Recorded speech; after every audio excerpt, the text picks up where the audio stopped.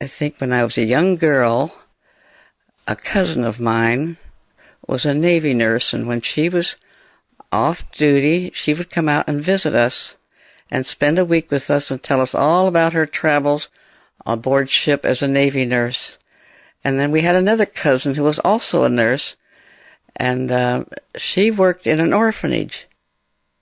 And it was really fascinating, the different tales that these women would bring back to us. There were 5 girls in my family and 3 boys. And, of course, the girls were always fascinated with all these stories. And actually, they both were a great inspiration to all of us, because 3 of us in the family became registered nurses. We went to university and became registered nurses. And we all practiced nursing for years. As a matter of fact, my younger sister, one of my younger sisters who lives near here, is still practicing nursing. She's now working with the drug abuse program up the medical center nearby. And she's in her 70s.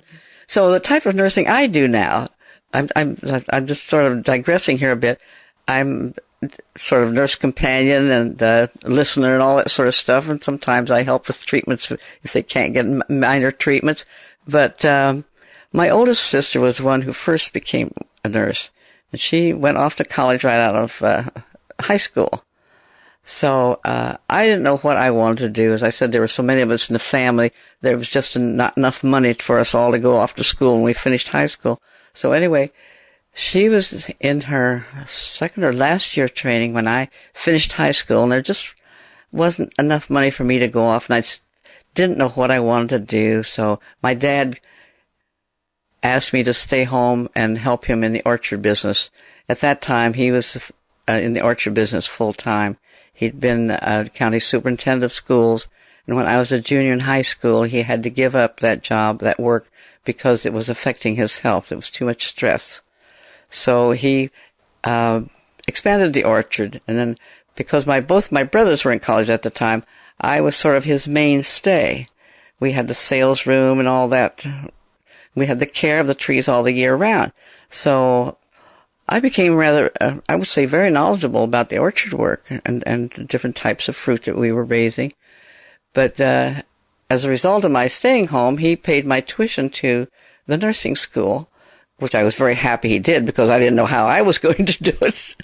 But so I went to the same school, same college, the University College in Cincinnati, Ohio, the university there. And our training hospital was the huge Cincinnati General Hospital, the big city hospital. So we had the medical school down the street from us. We had the children's hospital, the city children's hospital. Then we had a small private hospital, all within 2 or 3 blocks radius. Then this was a 1,500 bed hospital with patients. And then we had 2 buildings with 3 stories where they did medical research. So it was just an exciting, fascinating training period of my life. And I stayed there a couple of years after I graduated.